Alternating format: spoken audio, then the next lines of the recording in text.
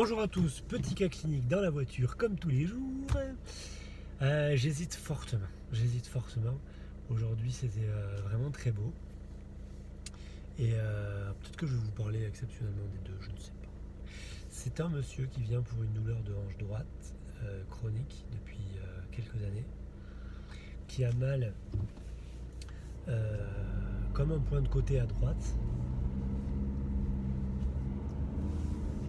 Vous voyez sur la rampe chondrale là à droite, sur les dernières côtes, juste là, voilà. Et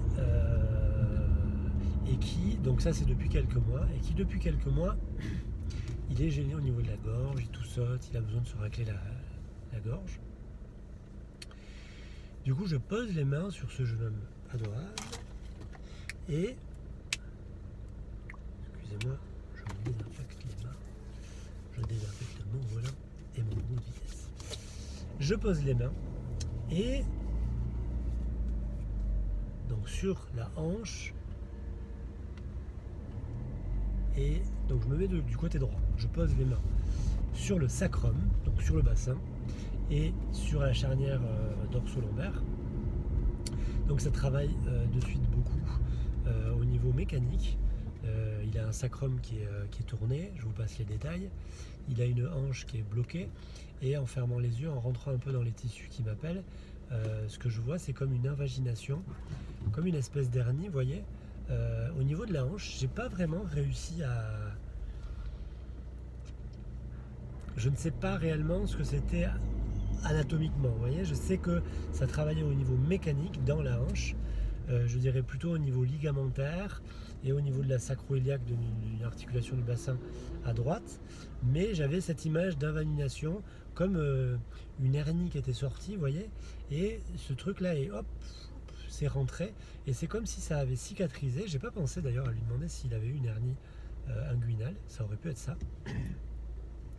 Le truc est rentré, et du coup j'ai eu l'impression que ça cicatrisait, et pouf, la hanche s'est lâchée, le sacrum a pu se remettre dans son axe, et on est remonté sur le rein droit, qui a beaucoup travaillé au niveau de la charnière, qui expliquait peut-être le point de côté, parce que ça figeait tout.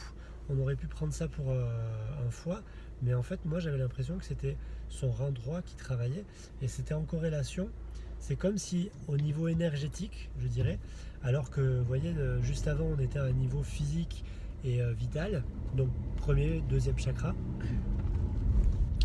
Là on est sur un plan plutôt astral, plutôt émotionnel, vous voyez, au niveau du rein. Et c'est comme une sensation de faiblesse au niveau de ce rein droit, et du coup qu'a figé tout le bas.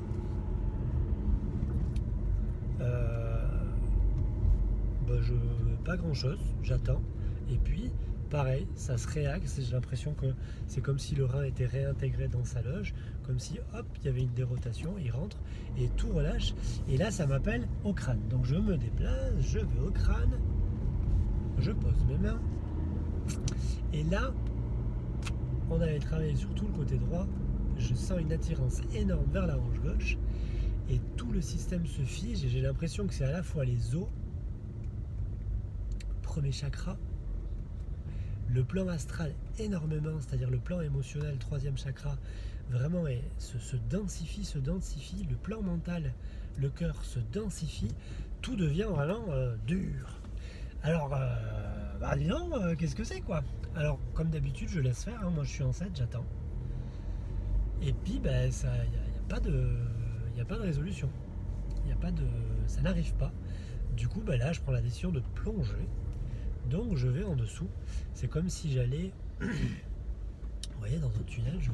Je plonge de plus en plus profondément. Je suis le système tissulaire. Je vais, en gros, pour les ostéopathes, chercher le fulcrum de toute cette organisation générale.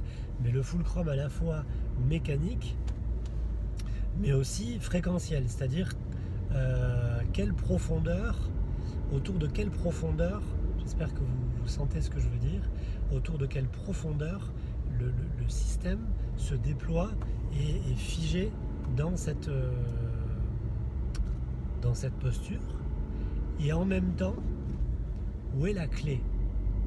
Pour moi, c'est la même chose. C'est-à-dire, je plonge, autour de quoi ça tourne, mais aussi quel est le message, quel est le sens et quelle est l'histoire sous-jacente.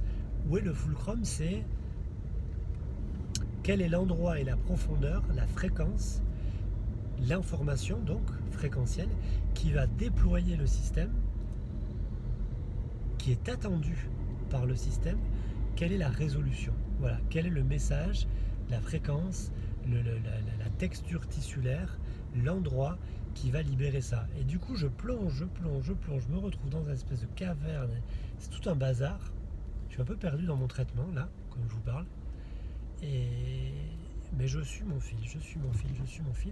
Et il y a un moment où c'est comme si je tombe, il y a quelque chose qui respire et je suis aspiré vers le haut. Et là, je fais un rêve éveillé. Je vois mon jeune homme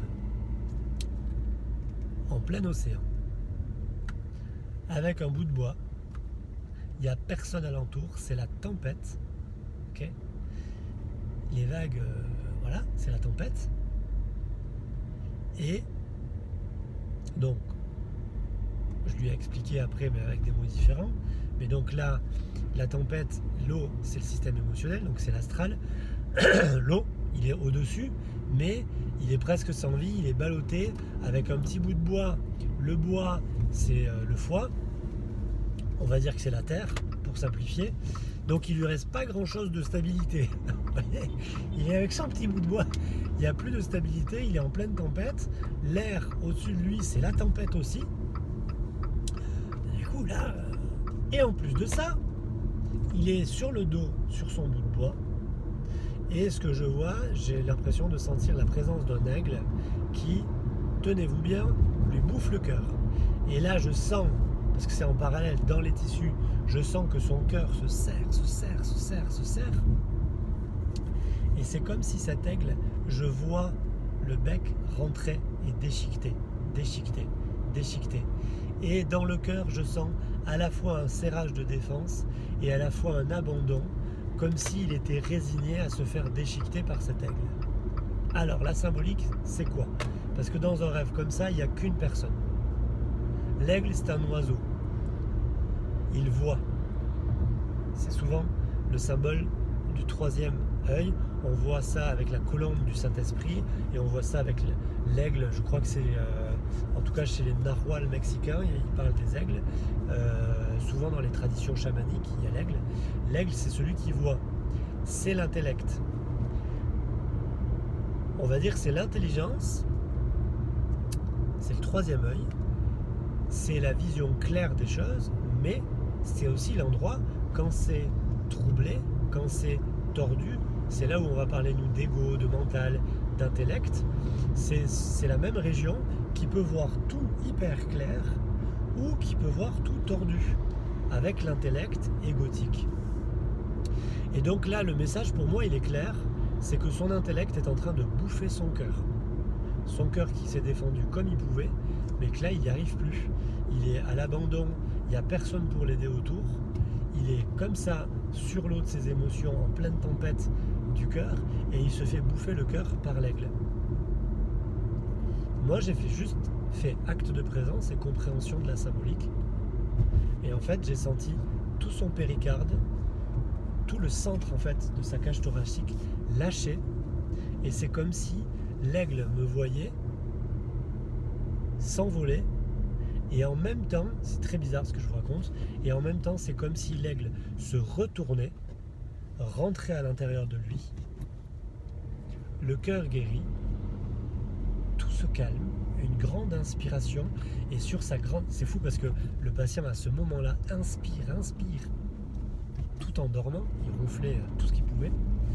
Le patient inspire, et moi j'ai la sensation un peu rêve, vous voyez, que l'inspiration ça déploie les ailes, et là je vois l'aigle, et donc c'est un aigle qui est rentré à la maison. Et donc la morale de l'histoire, c'est que ce jeune homme subissait dans les profondeurs de son inconscient une dualité sèche, agressive entre sa tête et son cœur, et que sa tête était en train de bouffer, de faire souffrir son cœur.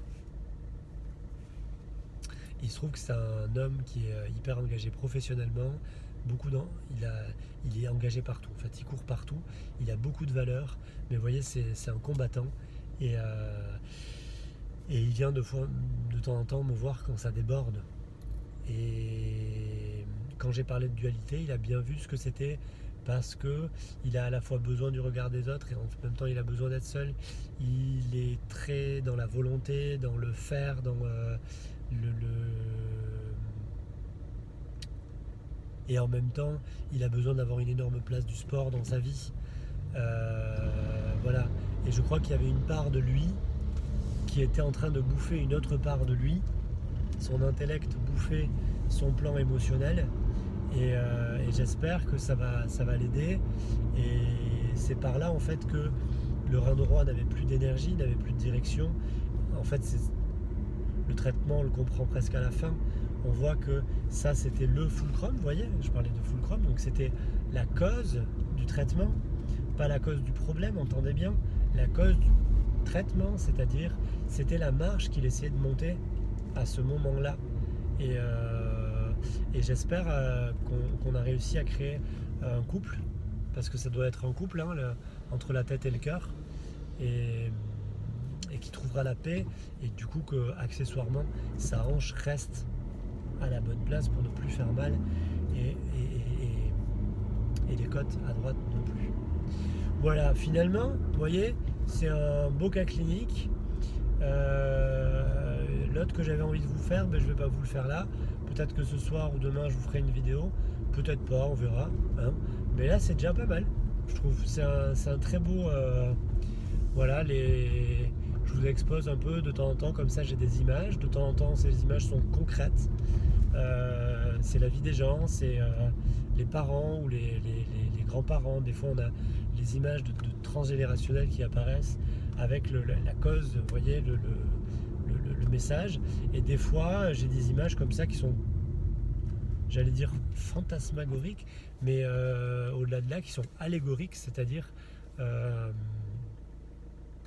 c'est les symboles de ce qui se passe vraiment dans son inconscient. Hier on parlait de l'esprit de l'aigle, on croyait en l'aigle, tout ça.